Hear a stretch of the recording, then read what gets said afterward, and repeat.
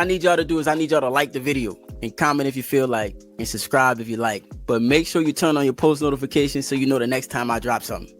What's wrong with a man being insecure about his woman having slept with a whole bunch of men? Now that's what I really want to know the answer to, because I get tired of women saying he's insecure. Okay, let's say you're right. So what? Now what? Yes, I'm insecure. I don't like the fact that you slept with a whole bunch of men. So let's say that. So then what? Now what? Now that I've admitted that I'm insecure and that it bothers me because I'm worried about your fidelity, your loyalty to me. I'm worried about if you're gonna fall back into your ways, your habits, that when you were sleeping around with these men, that is gonna reveal itself in our relationship. I'm worried about if you're gonna cheat. I'm worried about all of these things. It's not insecure. It is a reflection of your poor choices. And so if I'm trying to wager a bet and predict my future and build it in the most stable way, it would be stupid of me to attach myself to a woman who makes poor choices like that. As a black man, what do you feel like you want from a black woman? Less combativeness, less masculine energy, more peace. I'm a go with what he said. Okay, so I feel like women get comfortable once they got a man. They don't have to remain beautiful or like make them keep themselves up. So maintain your beauty, as well as like physically fit. Comb your goddamn hair. Obviously, I'm gonna piggyback, but I'm gonna say loyalty, support. Like I said, that combativeness. Men saying, "Yo, we tired of that. We tired of hearing like I'm in my masculine." Men are tired of hearing that, bro. I keep saying that. But what do you got?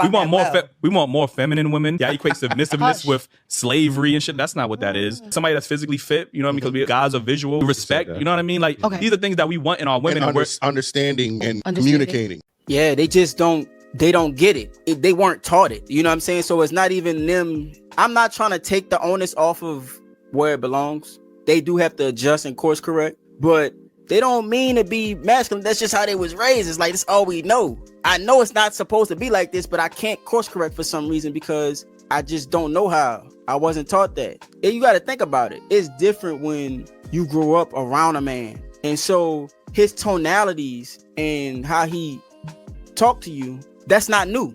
A lot of black men who are raised by single moms seek a woman who's going to mimic their mother. And what's wrong? You have an example of a single mom who is going to work, coming home, cooking and cleaning.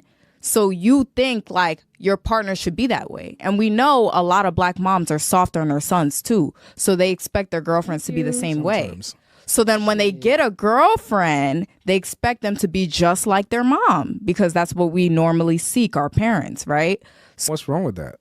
What's wrong with that is when they do get with a strong black woman, a lot of the time they can't handle it. They feel intimidated by it. You can't be like, oh, I want a woman who's feminine and blah, blah, blah. And still want a woman like your mom. Exactly. Because your woman like your mom she didn't have the opportunity to tap into that femininity. But that's not even being, we're having two separate conversations right now. We're not. We're not. We're on the same page. So when the average black man gets next to a strong black woman, a lot of the time they feel the need to humble her.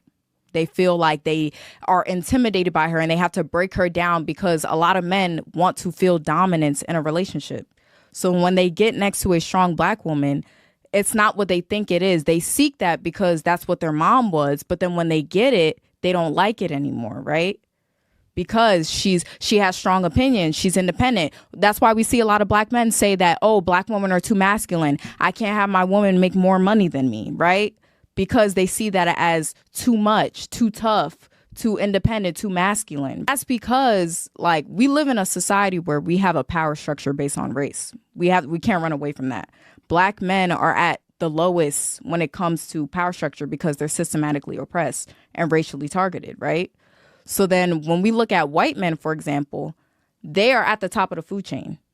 And they're comfortable in their position in society. So when they're next to a strong black woman, they don't feel the need to humble her or make her feel, like small or break her down because they're already comfortable in their position in society. So then when they get next to a strong black woman, they feel like that's their equal, like an alpha being with an alpha. Rather than a black man, they feel like they're competing for their power. So, all right, let me try and translate that womanese for y'all. All right. What she's trying to say is the woman that these men are interested in are like their mother. It's just in a different capacity. Like this is who she is in a relationship. And black men realize that they don't want that. the reason she says this is because your mother was single, so she's been in a dominant space most of her adult life, or her entire adult life. And so this is who she is. She's always had to be masculine, because in order to survive, you have to be masculine.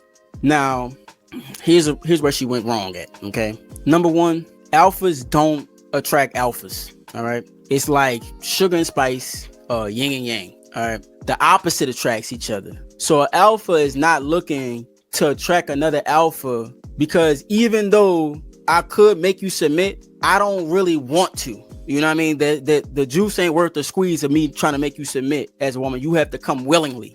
You know, alphas attracts betas. So if you're an alpha woman, which is, it don't exist for real, but you are masculine presenting heterosexual female, you're going to attract a feminine presenting heterosexual male. And he's going to allow you to operate in the way that you want to operate, because he's comfortable playing the back role. Two kings can't rule one castle. It just don't work like that. And so once women start to abandon that ideology, they'll understand the value of femininity. What she thinks is that the reason why men don't want her, and what she's trying to do is she's trying to shame us and say that white men can stand next to a black woman, a strong black woman. They love strong black women. And it's like, well, then why aren't they marrying you? Don't mess around and lose a good man because you're a toddler in your emotions. And practical advice that I would give to just growing in your emotional maturity, stability, right? Being grounded emotionally. It's like, just as much as you fight to be cute, to be a boss chick, to be whatever, fight to be a peacemaker. Fight to be a person that can go in a room and stabilize it. Fight to be the nurturer that you are. You're a nurturer. And that's something that, even though I believe that we're created to be that way, it's still a learned skill. It's still something you have to wake up and be intentional about. So practically going out of your way, reading those books, watching those YouTubes. I remember a moment that I had with my husband, and we were in the house, and I could see in his eyes, I'm like, oh, he's about to leave me. This is a wrap. Like, he's gone. He's tired of me emasculating him. He's tired of my inability to just shut up and like hear his point and not cut him off. And when I saw that look in his eyes, I said, wait a minute, you two, it's a woman that will hop over me to get to you. Let me get this together. And so practically just literally getting up and, okay, why am I this way? Mm-hmm. Oh, I saw my mama do this. Okay, let me break this generational thing. Let me get my prayer bag. Let me start watching some YouTube, some older women that went through this. How did they navigate? And she's so brilliant because she was able to find a way to, one, be accountable for herself, and then two, instead of projecting outward, doing this internal work to retain her relationship. That's amazing, right? I gotta give kudos to that. But that's exactly what I was just saying when it comes to the single mother epidemic, the ramifications of it. And she was able to root it out in her mind to understand why I act like this. Where did this come from? My mother taught it to me, but I didn't have my father there to help ground me with logic.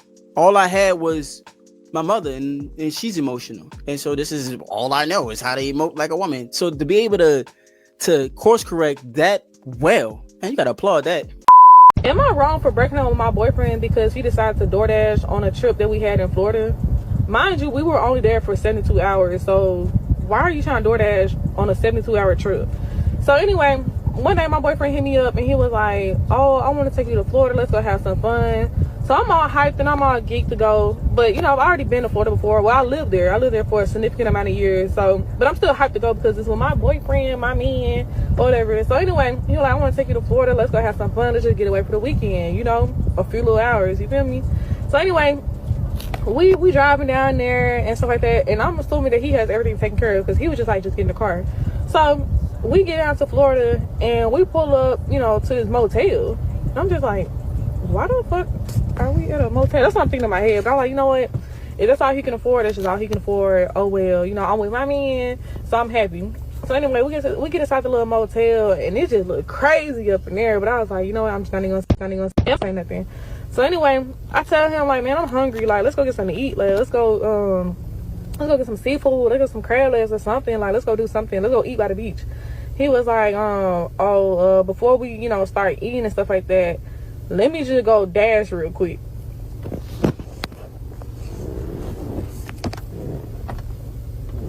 Dash? The rest of the trip was just terrible. Whenever we try to go to the club, oh, I need to dash real quick. Let's go get some groceries. I need to dash real quick. Let's go to the beach. You can go sit in the sand. I'm gonna dash while you sitting in the sand. Like, what? Come on, like, am I wrong? Nope, she ain't wrong. I'm gonna tell you why she's not wrong. Because she's seeing a man who has poor time management. He obviously make poor decisions. The reason why I say that is because if you can't afford to go to Miami, then don't go to Miami. Your cup has to runneth over, and then you take trips like that. In the meantime, you're supposed to be sacrificing and focusing on a purpose. I'm telling you that you're gonna lose every time because you think that you breaking your neck to keep her happy is what's gonna keep her happy, and it's not. She's gonna look at you and say, I can definitely do better than this. So my husband ended up losing his job. He had a job? Yeah, where he worked at? He had a job. He was a manager at a warehouse. Put the mic in so these people can hear you. He was a manager at the warehouse? Mm-hmm. He was a manager at a warehouse. Okay. So he ended up losing his job. He came home and he told me. I'm like, okay, cool. All right. So a month went by and he looked for me to pay the bills. Who paying what bills? So I was going to consider it if he gave me the money back for paying the bills. And he told me no. He felt like he shouldn't have to do that. What do you mean? When I told you, as a man, I expect you to provide. Under no circumstances will I ever touch bills as long as I got a husband. None. If you can, you can hear. He probably happy you gone, though. I'm sure he missed me. A headache? That would be a headache for me. Like, I know I just lost my job. What if he lied? You know, niggas do that. Like, I just lost my job, baby, to test. But what is he doing now? That's childish. Like, what you testing me for? That's childish. I'm saying to see what I got. Now I see what I got. If you asked me to be your wife, you knew what you had. Nah, I ain't thinking I down lose my job from the warehouse and they gonna do that. I mean, but you knew what it was. So, like you knew what it was. I told you who I was from the beginning, and you still asked me to be your wife. Oh, you told him that if he lose his job, you gonna told him what you like tell? You are to provide, and I told him, baby, your money is my money, and my money is my money. And so he didn't have any more money, and that was a problem for me. I'm saying then what happened? How you tell him to go? I mean, so he has a friend. I mean, I did think the friend was attractive or whatever. Hold up. I'm saying, what did you tell him? Like, when was the last conversation of the you two broke gone? So I told him that the last conversation was when he told me he was not going to pay me back if I paid the bills. So at that point, I told him, I can't do this no more. I can't be with no broke man. I can't be with no man that expect me to touch bills. I don't even want to know bills exist. It's a cold world we're living in. I mean, I don't know what to tell you. So your new dude, he paying the bill? Mm-hmm. Of course, I get. Man, you gotta hold that man accountable, dog. I'm here to hold him accountable. She said, I told him from the jump, this is what it is. Case closed, man. You knew what you were signing up for. Women do not say sorry. Women do not apologize. Instead, women gaslight men into apologizing for things that they're not even at fault for. And then these same women will sit there and wonder why their relationships don't work out. I'm sorry, they won't sit there and wonder why their relationships don't work out, because that would take some self-accountability and reflection, because that would take some real work, right? That would take some real accountability. So instead, they take the easy way out. They blame men. And water is wet, and grass is green, and skies are blue. What else is new?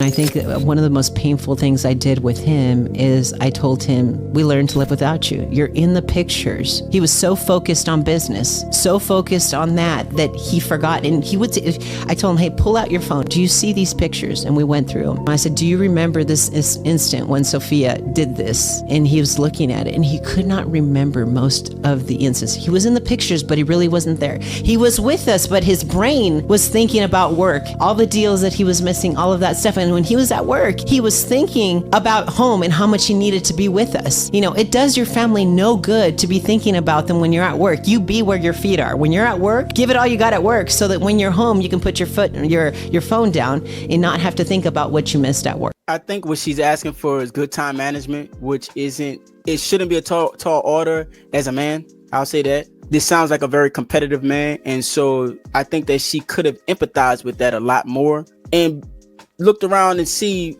where there's gratitude to have, and then offered him the solution of leave work at work, leave home at home, try your best to have more time management, you know, but I digress.